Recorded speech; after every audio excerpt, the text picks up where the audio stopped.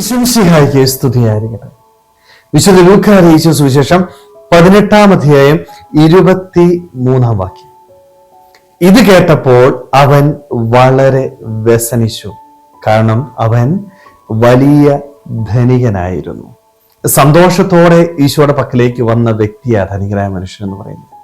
അവൻ നിത്യജീവൻ അവകാശമാക്കുവാനായിട്ട് എന്ത് ചെയ്യണമെന്ന് വളരെ സന്തോഷത്തോടെ ഈശോയോട് ചോദിച്ച വ്യക്തിയാണ്. പക്ഷെ മുന്നോട്ട് പോകുമ്പോൾ അവന്റെ ജീവിതത്തിൽ പിന്നെ ഭയങ്കര വിഷമം. കാരണം ഈശോ എന്താ അവനോട് പറഞ്ഞത്?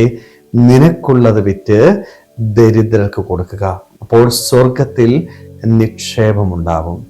പണം പങ്കുവെക്കാനായിട്ട് ഈ ധനികനോട് ആവശ്യപ്പെട്ടപ്പോൾ അതുവരെ സന്തോഷത്തോടെ ഉണ്ടായിരുന്ന ആ ധനികൻ വിഷമത്തോടെ കടന്നു പോകുന്നത് നമ്മൾ കാണുന്നുണ്ട്. കാരണം അവൻ ദൈവരാജ്യത്തെക്കാൾ ഉപരിയായിട്ട് പണത്തെ സ്നേഹിച്ച വ്യക്തിയാണ്. കാരണം ഇത് പങ്കുവെക്കാനായിട്ട് പറഞ്ഞപ്പോൾ അവനത് പറ്റില്ല. നമ്മളെ നമ്മുടെയൊക്കെ ജീവിതത്തിലും പലപ്പോഴും സംഭവിക്കുന്നൊരു പണമൊക്കെ വേണം, പക്ഷേ ഇതിനെ കൂടുതൽ സ്നേഹിക്കരുത്. പണത്തെ സ്നേഹിച്ചാല് ഈ പണം നേടിയെടുക്കാനായിട്ട് എന്തും ചെയ്യാനായിട്ട് നമ്മൾ തയ്യാറാവും. ദൈവത്തിന് വേണ്ടി ഈ പണം ഉപേക്ഷിക്കാനായിട്ട് എനിക്ക് സാധിക്കാതെ വന്നാല് എനിക്കൊരിക്കലും നിത്യജീവൻ നേടിയെടുക്കാനായിട്ട് സാധിക്കത്തില്ല. കാരണം നമ്മുടെ ജീവിതത്തിൽ നാം ഏറ്റവും കൂടുതൽ സ്നേഹിക്കേണ്ടത് ദൈവത്തെയാണ്. ദൈവത്തെക്കാൾ ഉപരി മറ്റൊന്നിനെയും, അത് പണമായിക്കൊള്ളട്ടെ, മറ്റു വ്യക്തികളായിക്കൊള്ളട്ടെ, സ്ഥാനമാനങ്ങളായിക്കൊള്ളട്ടെ, ഇവയൊന്നും സ്നേഹിക്കാനായിട്ട് ഇടയാവരുത്. പക്ഷെ നമ്മുടെയൊക്കെ ആയിരിക്കുന്ന ഈ ലോകത്തിൽ പലപ്പോഴും നമ്മളൊക്കെ പലതിനെയും സ്നേഹിക്കുന്നുണ്ട്. പണത്തിനെ സ്നേഹിക്കുന്നവരുണ്ട്, സ്ഥാനമാനങ്ങളെ സ്നേഹിക്കുന്നവരുണ്ട്, അല്ലെങ്കിൽ നമ്മുടെ ജീവിതത്തിൽ സുഖ സൗകര്യങ്ങളെ സ്നേഹിക്കുന്നവരുണ്ട്, ചില വ്യക്തികളെ സ്നേഹിക്കുന്നവരുണ്ട്. ഇങ്ങനെ പലതിനെയും ദൈവത്തെക്കാൾ ഉപരിയായിട്ട് നമ്മൾ സ്നേഹിക്കുന്നുണ്ട്.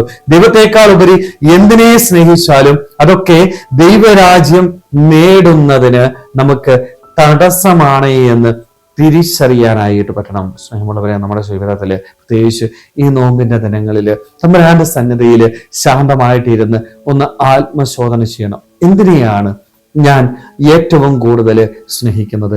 വാക്കുകൊണ്ട് പലപ്പോഴും നമ്മൾ പറയാറുണ്ട്, എൻ്റെ ദൈവത്തെ എനിക്ക് ഭയങ്കര ഇഷ്ടമാണ് എന്ന്. പക്ഷെ വാക്കുകളിൽ മാത്രം ഒതുങ്ങി നിൽക്കുന്ന ഒരു സ്നേഹമല്ല, മറിച്ച് എൻ്റെ പ്രവൃത്തിയില്, എൻ്റെ ഹൃദയത്തില് ഞാൻ ഏറ്റവും കൂടുതൽ സ്ഥാനം നൽകുന്നത് ആർക്കാണ്? എൻ്റെ ദൈവത്തിനാണോ, അതോ ഈ ലോകത്തിലെ പല വ്യക്തികൾക്കും സാധനങ്ങൾക്കും സ്ഥാനമാനങ്ങൾക്കുമാണോ? ആണെങ്കിൽ അതിൽ നിന്ന് മാറാനായിട്ട് പണത്തെ സ്നേഹിക്കുന്നതിനേക്കാൾ ഉപരി, ഈ ലോകത്തെ സ്നേഹിക്കുന്നതിനേക്കാൾ ഉപരി ദൈവത്തെ ആത്മാർത്ഥമായിട്ട് സ്നേഹിക്കുവാനായിട്ട്, അവന് വേണ്ടി എന്തും സന്തോഷത്തോടുകൂടി ത്യജിക്കുവാനായിട്ട് നമുക്ക് സാധിക്കുമ്പോൾ നമുക്ക് ദൈവരാജ്യം നേടിയെടുക്കാനായിട്ട് സാധിക്കും.